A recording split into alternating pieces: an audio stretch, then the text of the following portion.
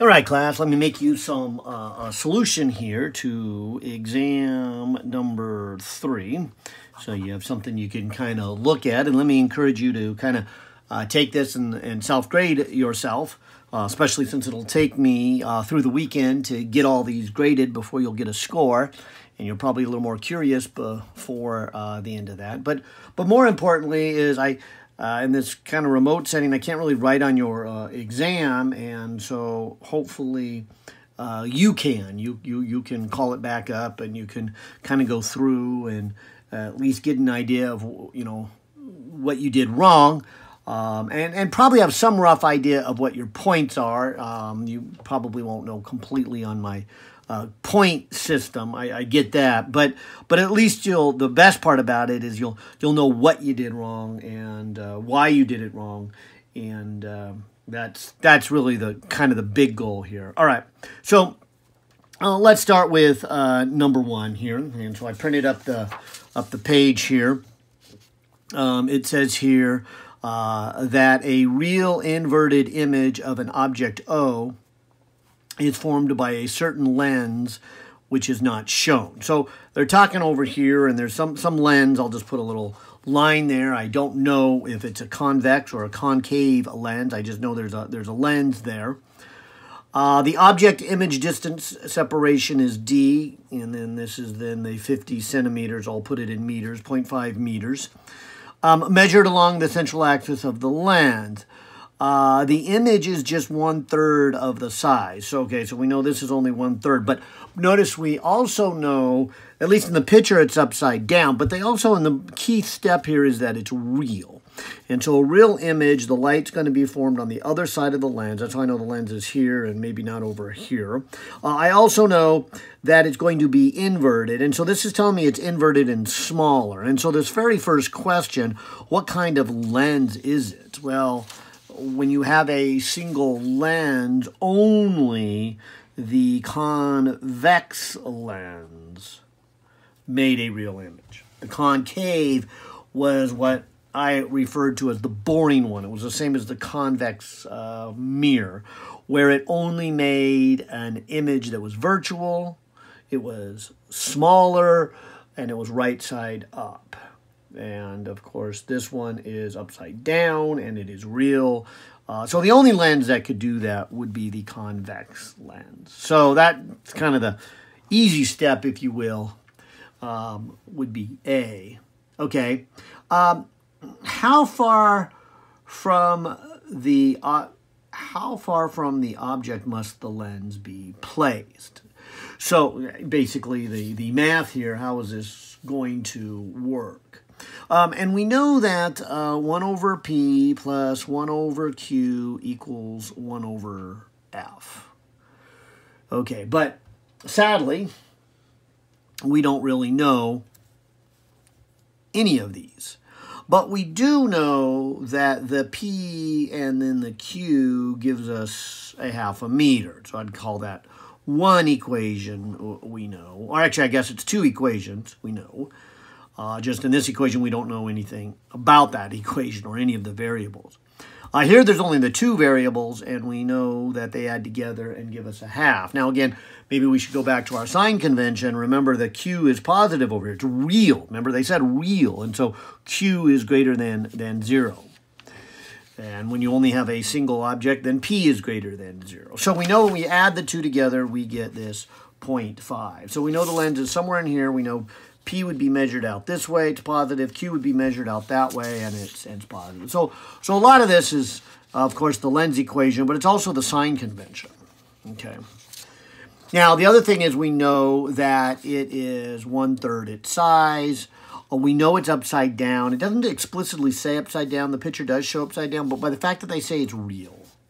And we know that the magnification is minus the Q over P, and both of these are positive. We know that would give us a negative magnification, and I'm going to take advantage of that. So the magnification, which is the negative Q over P, it's 1/3 in size, but it's also upside down. So I'd say that's our third equation.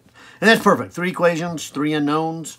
Actually, these 2 right here are 2 equations, 2 unknowns, and we need to solve for, let's see, part B says how far, and then C is this one, what is the focal length. So let me just start with maybe these two. If you rearrange these two, you get 3Q equals P. You put that into here, and you get a 3Q plus a Q equals 0.5. That is a 4Q equals a 0.5, or Q equals 0.5 divided by 4, and that's 1/8. And, of course, that means P is 3 times that much, 3/8. And so I guess that's our answer to B right there. B, that where is the object from the lens. So there's B. And then C is to find this focal length using this equation. So we can go 1 over P plus 1 over Q, and then take its reciprocal. So the P is the 0.375. Let's take its reciprocal and add it to the Q. Its reciprocal, add it together, reciprocate that, and we have a lens that has a focal length, and not a surprise, positive. We already knew from back here it had to be convex.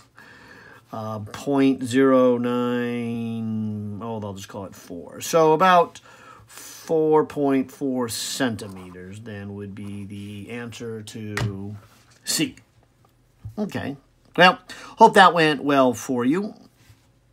It was kind of our geometric optics right out of chapter 36 there. Then we get some refraction here in B, and it's 2 different colors, so maybe it's more of a dispersion, but this is that first chapter, 35. It shows a prism here, a small little angle up top at 35. It says white light traveling parallel to the base. So here's the base, white light. So we've got all the colors. Traveling parallel to the base of the prism with an apex angle of 35 degrees, hits and enters the pyramid, the prism near the top of the apex angle. Now, what's going to happen is, if I can draw a normal here, is the light will bend towards the normal. It'll come over here, and I'll draw a normal to the exiting face, and it'll bend away from the normal. And of course, how much bending would be a combination of what angle is it and what the index is. And that's why this one, you know, as it says here, after the light exits the prism on the opposite face, what is the angular spread between the red and the violet light? And the index of refraction is only a 1.41 for the red and a 1.43 for the violet. So normally the index is higher for violet than for red, and that's what we see here. There are exceptions.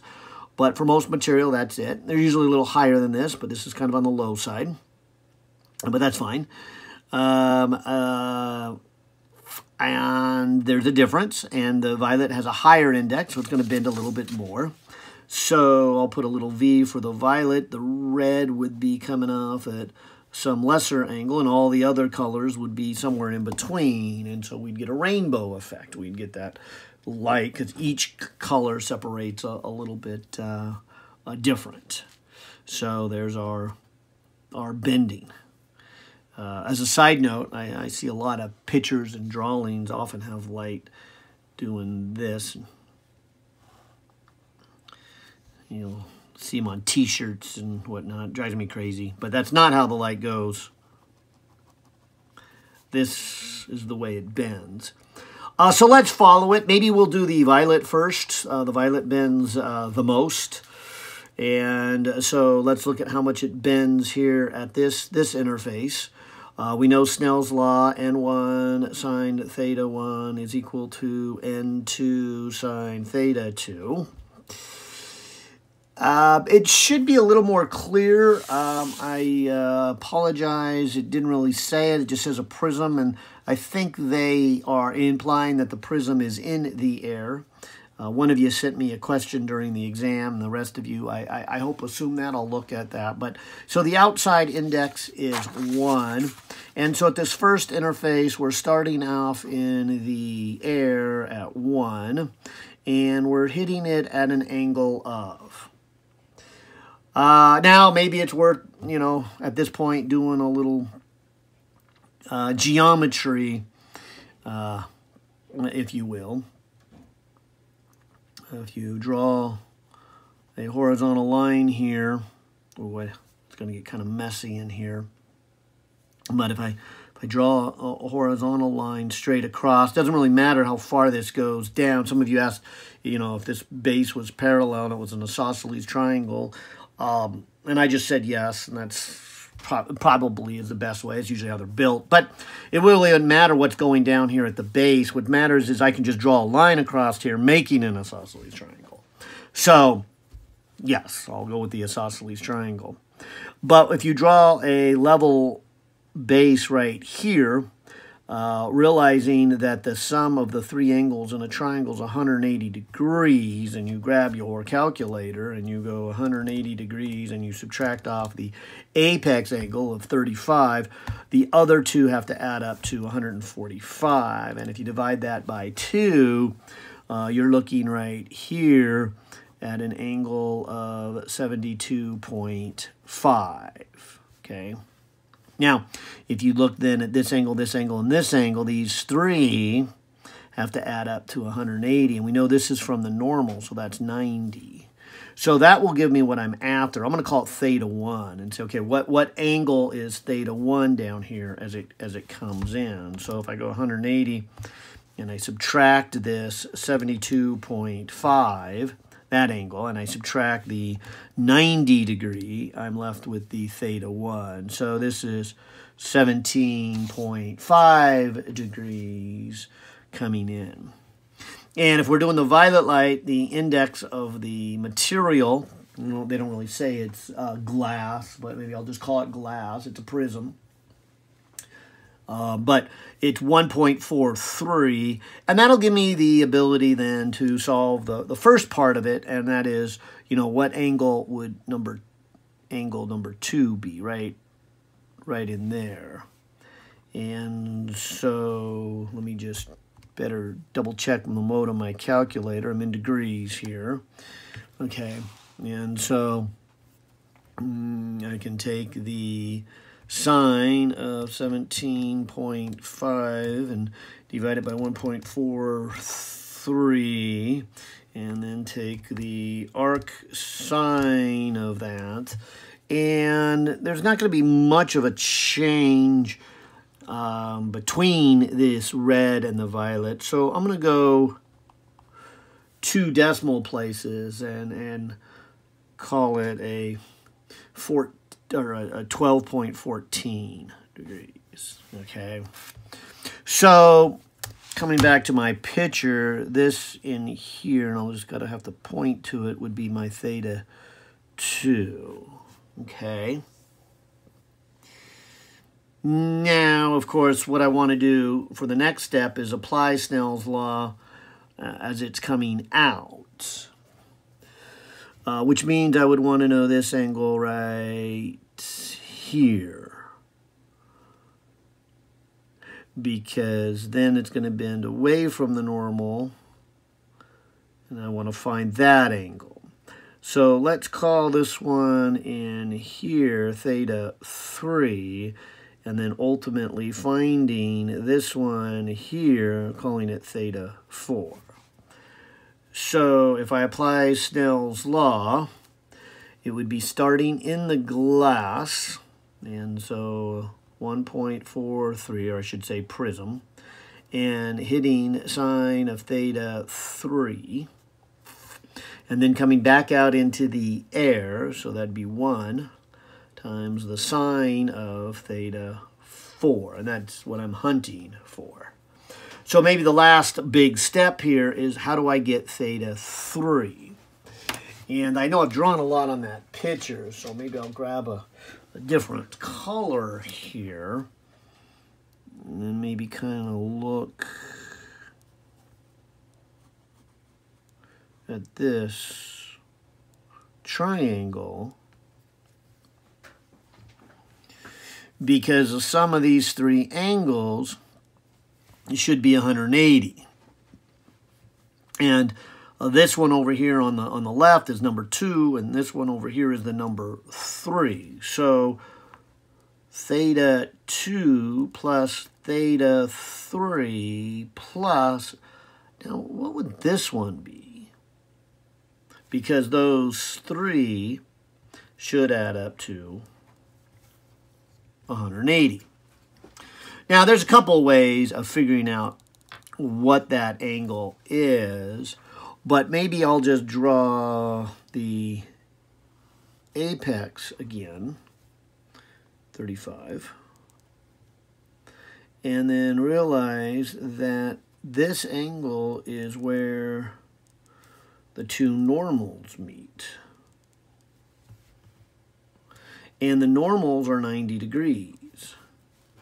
And so if you look at this shaped object, it's got 4 sides. It's a, well, I guess it's 4 sides, so it's a quadrilateral, but they're equal length here and equal length here, so that makes it a kite. So I've got this kite, which is a 4-sided object. And we know then that all 4 angles add up to 360 degrees in a 4-sided object, because a 4-sided object is basically just 2 triangles. And that's perfect. That's going to give me this angle down here. So if I take the 360 degrees and I subtract off the 90 from that normal and the 90 from that normal and the 35 from the apex, this must be 145 degrees. So I can put that down here, 145 degrees, meaning that theta 2 plus theta 3 have to add up to 35 degrees. By the way, notice that's the same as the is that an apex angle? Yeah, as that apex angle, which we could do some exterior angles to triangles and do that logic also, but I thought a 4-sided object might be the most direct way. The point is, it doesn't really matter, but we got to go through some geometry to figure out how angle 2 and angle 3 are related. And so here's how they're related. The two together add up to 35. Okay, so what that means then is I can take this 1.43 and take the sine of, and so here is then that theta 3. I'm going to take the 35 and subtract theta 2, which is 12.14. And so we're looking at 22.86 degrees. And then that's got to equal the sine of theta 4. And that's going to allow us to find theta 4. And of course, this is for violet, so we'll just repeat all this for the red. Okay, so running through the math, this would be 1.43 times the sine of the last answer. Enter. And then I can go the inverse sine of all of that. And the final angle, angle 4, is 33.75 degrees. And of course, theta 4, remember, is measured from this normal. So this angle is not from the horizontal. And I just want to get the difference. So as long as I do the final angle from the same location, which I will, I can just subtract the 2 to get the angular difference between them. So I guess that was unnecessary to mention, but at least pointing out that this 33.75 is how much it is angled down from the normal. It's right there, theta 4. Okay, so I'm going to move on to a second page here for doing the same logic for red. Okay, so for red, I'm just going to kind of repeat what I did here for the violet. So it comes in, index 1. It hits at an angle of 17.5 degrees. The index is a little lower for the red, 1.41. And then we can find theta 2. Okay. So I will go sine of 17.5. I will then divide that by 1.41. And I will take the inverse sine.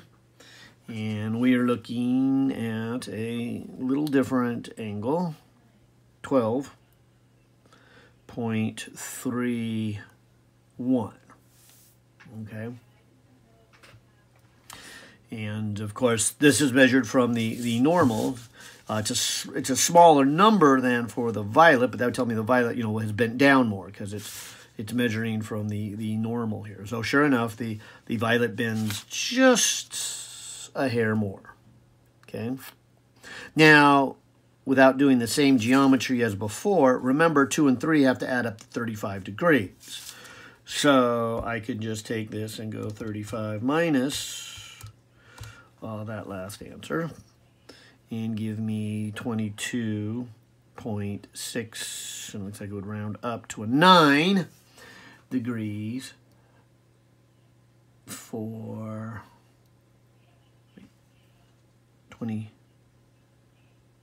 for the red there. 22.69 degrees. Good for the red, number 3.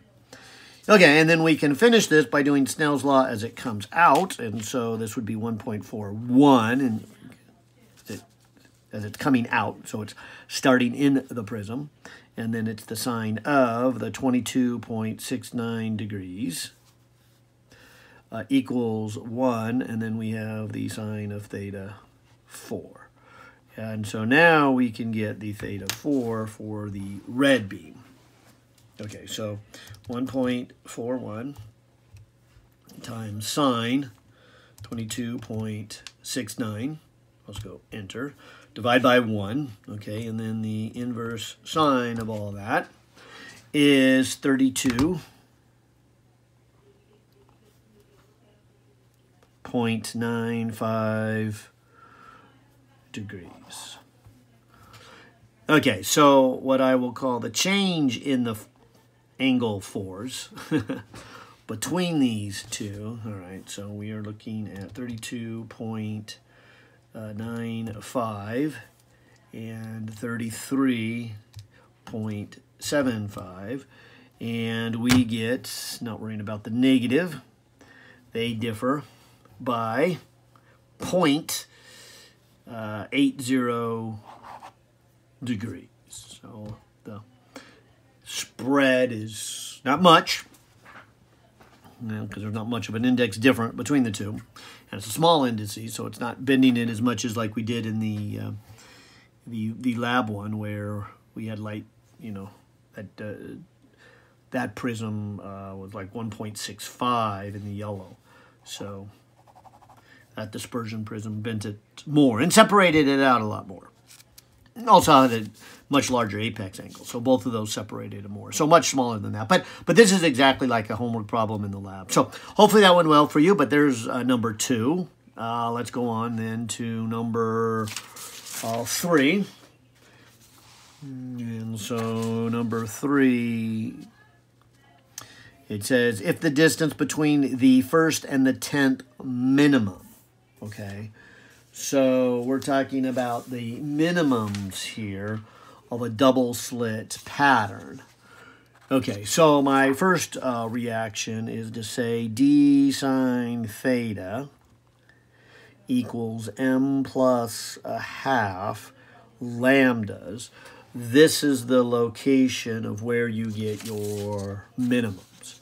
So if the distance between the first and the 10th of a double slit is 15 millimeters, and the slits are separated by 0.18 millimeters, and the screen is 50 centimeters from the slit. Okay, now I suppose the thing to remember here is if we're working with minimums, m can be a 0, a 1, a 2, a 3. So when they say the first minimum, they're saying m is equal to 0. When they say the 10th minimum, they're saying m equals 9. So that might be important to keep track of.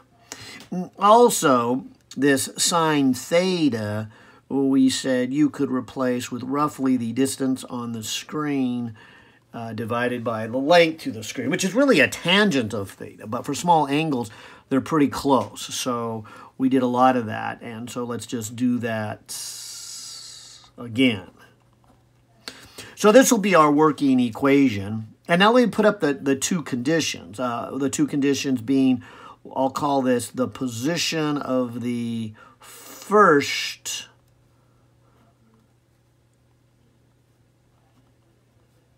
minimum. And so I'll put y naught, because that's where m equals to 0 is. So that'll be the first minimum. And the other one, using the same equation, I'll call it y10 for the 10th minimum. So it would be dy10 over L, and that would have to equal to, and remember back here, m would have to be 9, so 9 plus a half is 9.5 lambdas. So again, this would be the position of the first, this would be the position of the 10th minimum. And if you subtract the two, so you go dy10 over L, and you subtract dy naught over L, you will get 9.5 lambdas minus a half a lambda, which is 9 lambda. And when you factor out the d over L, you'll get the 10th, the location of the 10th, minus the location of the first. And that difference right there was given. They said that the distance between the first and the 10th is 15 millimeters. So this will be 15 times 10 to the minus 3, if we do it in meters. The distance between the slits was 0.18 millimeters, so 0.18 millimeters will go there. And the distance to the screen, they said 50 centimeters, which I'll write as a half a meter, 9, and then the lambda. Okay, and then that's the question. The question, I didn't read it here, but it says, what is the wavelength of the light used? Okay, so grabbing the calculator then, I can go 0.18 times 10 to the negative 3 times 15 times 10 to the negative 3 divided by 0.5, and then I'll just move this over, divided by 9, and it looks like we've got a 6 times 10 to the negative 7. To me, that might look a little better as 600 nanometers, since that is often how we use visible light. So that'd be a red light here, and so 600 nanometers would be, I guess, the answer to A on this problem. Now B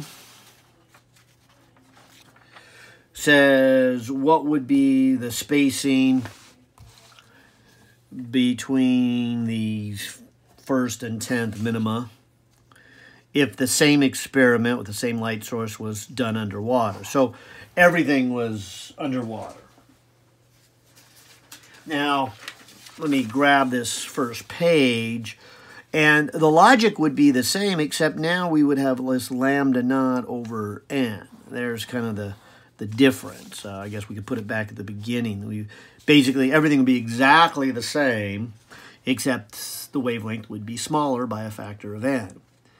And so all the physics would be the same. And there's no point in working it all out. We would just be down here, and we would have this 9 lambda over n. And this other stuff you know, would, you know, with, I guess, well, maybe I should write it here in B, but it would look something like this. The y between the 10th one and the first one would equal, it would be a 9 lambda, and then there's over n, but then you would have the L over the D.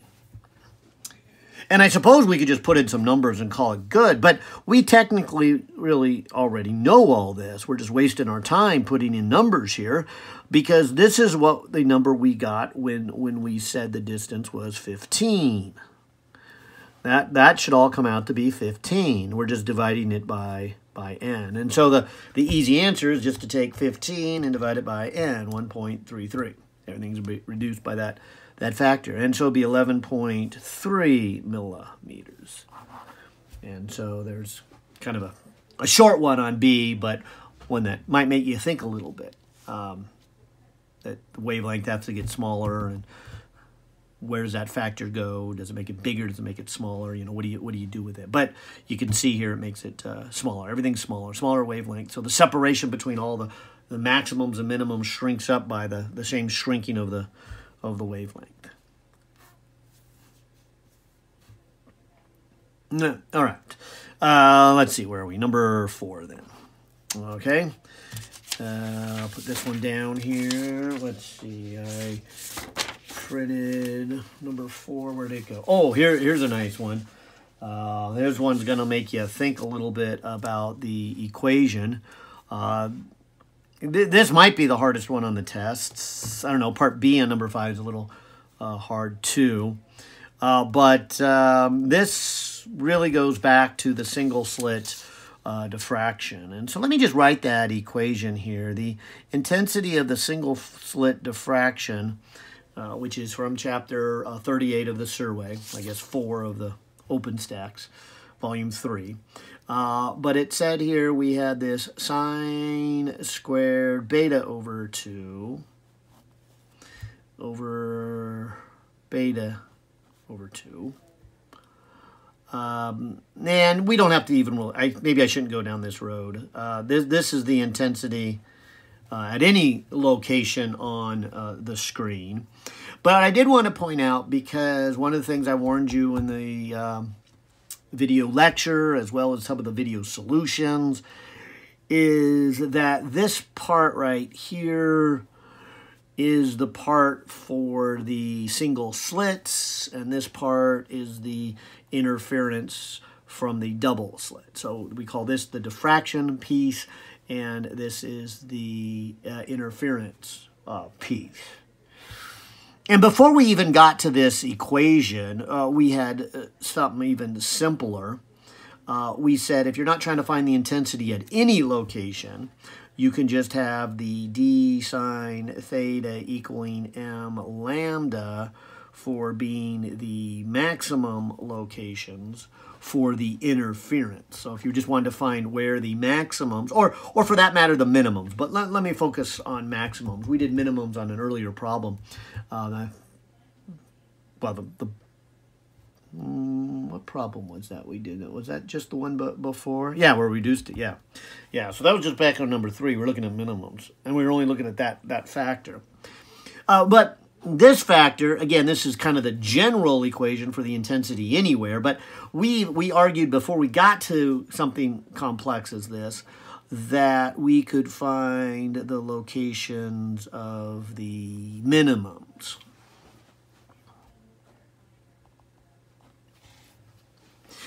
And so I wrote down this equation, and I'm debating if I should have or not, because I'm not going to use it. I just want to get you to see that that's what this pattern would look like. This factor right here is these bright, dark, bright, dark, bright, dark. Oops, I guess I labeled them bright, dark, bright, dark, bright, dark, bright, dark, bright, dark, bright, dark, bright, dark, bright, dark. Okay, so that's what this factor is doing. This is the interference factor. And that's probably what makes this problem kind of hard, is kind of reading the math. and looking at the interpretation. This is the bright spot. So these bright spots here, here, here, here, here, here, here, and here all correspond to that equation. And then the diffraction envelope here, that's that famous sinc function. And that's what this is, the sinc function. And it's the envelope, if you will. It's the diffraction envelope. And these are showing the two together. And that's the last part of our optics, is showing those two together here. And so this right here then would correspond to that minimum. And so that equation right there would be that first diffraction minimum. It looks like it arcs over, and that'd be its second diffraction minimum. Okay. And so this is what I'm going to use. And so I'm going to take these equations and apply them to this graph, and that's probably where the hard part of the problem actually is. Because when it says get the slit width, there's the A. And so I'm going to try to find A. And I can go sine of, and I can just focus on the diffraction minimum. And the diffraction minimum on the graph is showing it at 5 degrees. So I'll just put 5 degrees. It's the first minimum, so I'll put m equals to 1. I can again see that in the graph. So I got to get the 5 and the 1 really from the graph. That's maybe the hard part of this, is what have we really been saying and taking it in terms of reading a graph as well as reading the math. Okay. Now the wavelength is the 589 nanometers. And so that will allow me to solve for A. So, grabbing the calculator, I can put in the 589 times 10 to the negative 5 and divide it by the sine of 5 degrees and get a 6.76 times 10 to the minus 6th meters. If you want, I guess it'd be 6.76 micrometers. So there's the size of the slit. We could have, I suppose, it's not easy to see in this graph, gone to 10 degrees. And so that'd be 10 degrees, and that would be m equal 2. But you're going to come out to be the same number. I say that because I'm going to do the same thing for the maximums. And I can do any one. I can do the first maximum, the second maximum, the third maximum, the fourth maximum, the fifth. But why don't I just do the second one, since it's right on this line, which is halfway, so I know very clearly that it's 2.5 degrees. Although I can pretty much eyeball that this one would be half of the 2.5. So this is probably 1 1/4 if I wanted to do that. But I really like how this second one lines up right at 2.5. So I'm going to pick that one. And that means my m equals to 2, and my wavelength is 589 times 10 to the negative 9. And so I can now just put in my numbers. So 2 times 589 times 10 to the negative 9.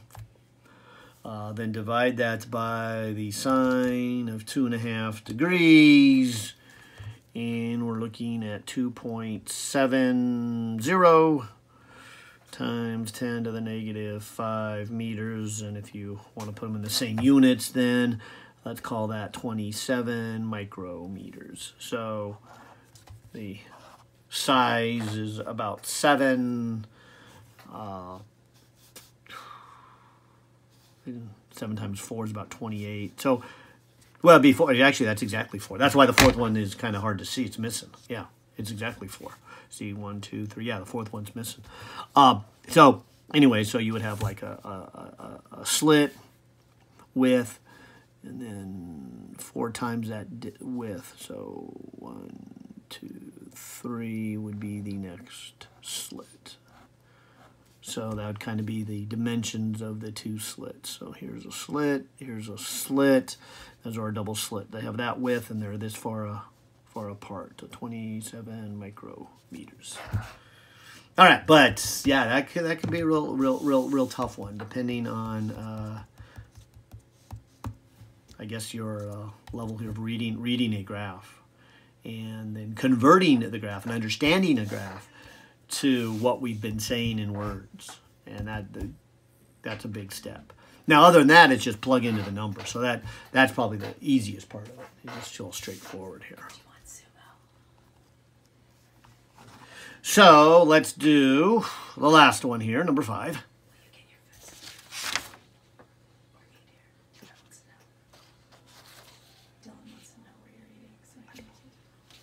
All right, let me try number 5 here and grab it.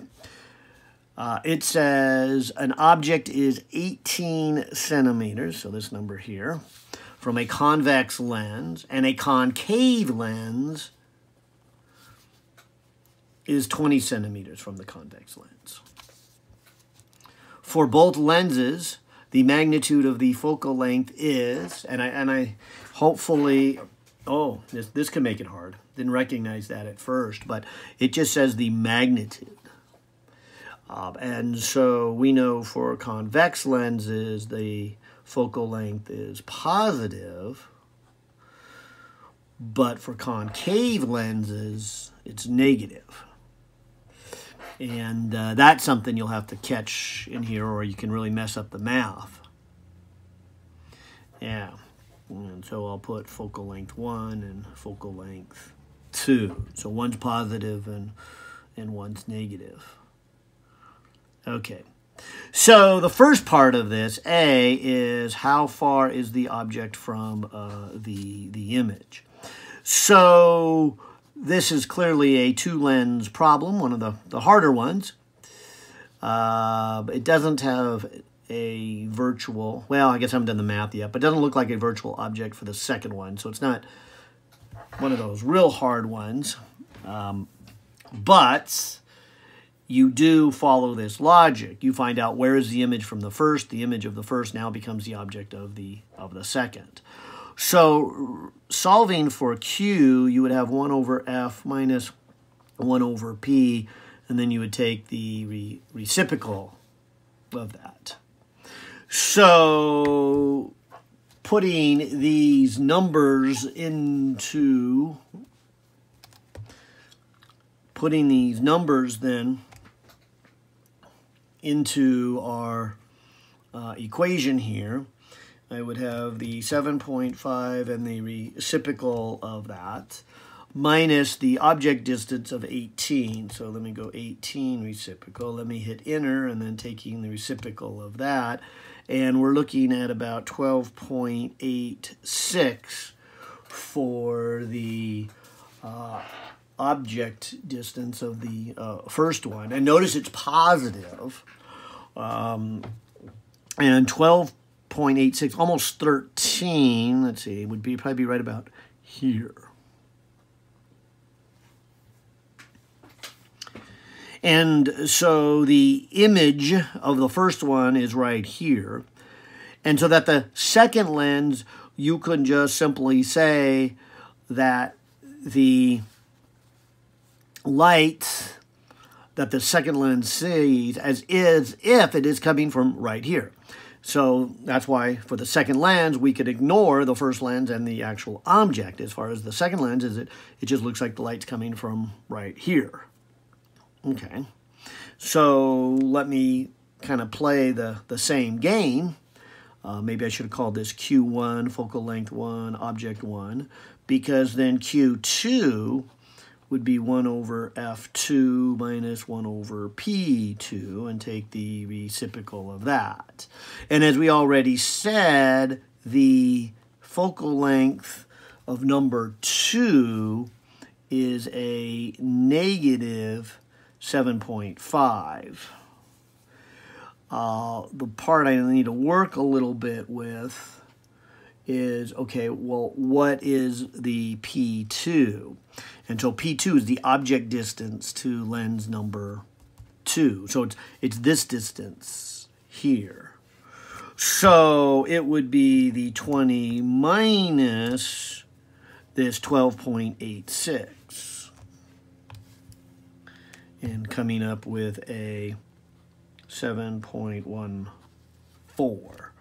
So that's the number I need to know, 7.14.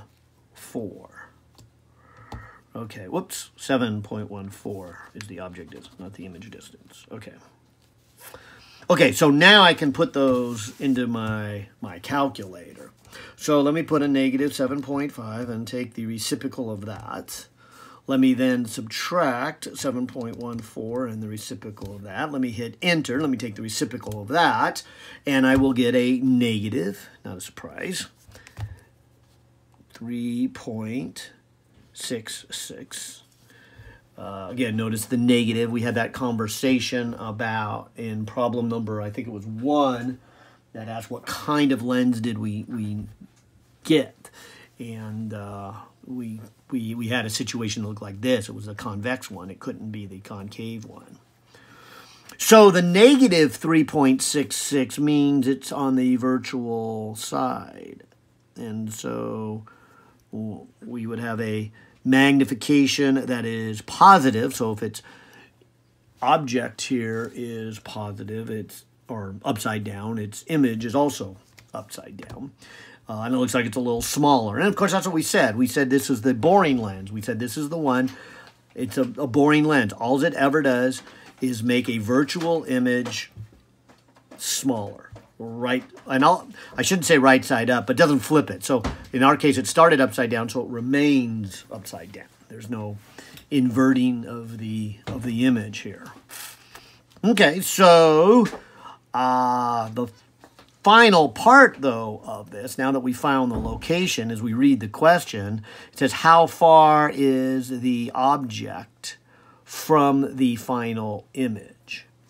So really we want to know then this distance. And so we don't really have a name for that, so I'll just call it the answer, or at least the answer to A.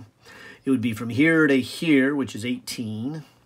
Then if I do the all the way to the lens is 20, and then back off this distance of 3.66. And so I think that's part of the complexity of the problem. Now that I think about it, maybe this is quite a bit harder than number 4. But those two big things, making sure you keep track that the focal length is negative, and then keeping track of positives and negative, which side of the lens is on.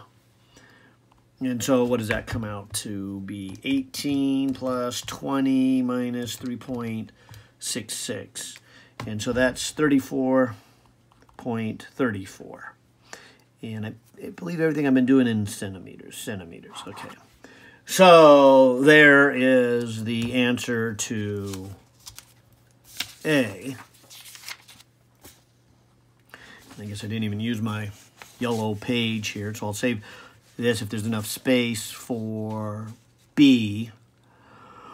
But B is a pretty tough one too, because it says, with the spacing described above, if the concave lens is moving with an instantaneous speed of 3 meters per second towards the convex lens, what is the speed in the direction of the final image?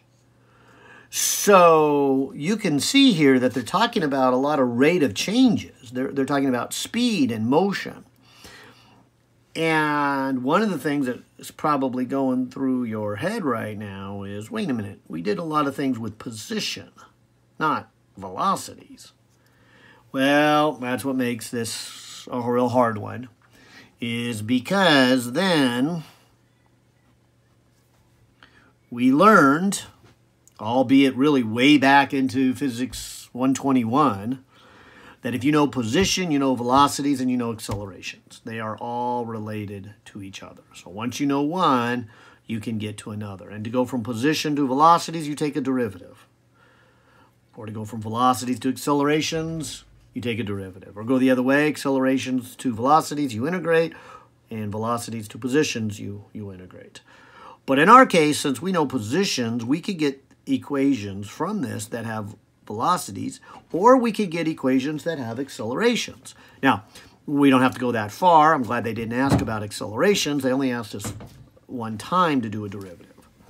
So let me take this whole equation and take a derivative of it. Now I'm going to give myself a little more space. Why don't I write this as p to the -1 plus q to the -1 equals f to the -1. And let me take a derivative of that, because then that should get me to things involving rates of changes, which would be velocities. Okay, so let's take the derivative of a power function, right? You take the exponent, you bring it down, so that's -1. Then you subtract 1 from the exponent, and then the chain rule is to take the derivative of the function with respect to time. Now, maybe I'll pause right there before I continue on taking the derivative of the other terms. But this would then be the p, the position of it, and then this would be the rate at which the position is changing. And now this would be the position of the object. So this would be the rate at which the object is moving. Okay, and if we take the derivative of the second one, it's kind of the same logic. We bring down the exponent, so there's the -1. We subtract 1 from the power, so it's already -1, it becomes a -2. And the chain rule is then how q changes with time. And this is the crutch of the problem right there, right? This would be dq dt. This would be the rate at which the image is moving. And that's what this problem said. What is the speed and direction of the final image? Okay. Now, fortunately, the next derivative is even easier because this is the derivative of a constant. That's 0. I suppose you could write it in the same logic as -1 f to the -2 df dt. But of course, that's the key step, df dt. This is the rate at which the focal length is changing, which is 0. There's nothing changing on the focal length. Remember, the focal length, that's that lens maker equation, had to do with the curvature of the pieces, and that's not changing. And the index, but again, that's not changing. So, anyways, it's probably just easier to say it's the derivative of a constant, which we know to be 0. Okay, so maybe I'll put these in here. Let's see. So here's a -1. P to the -2 power. Well, it did say kind of nice here with the spacing described above. Okay. So the concave one is moving.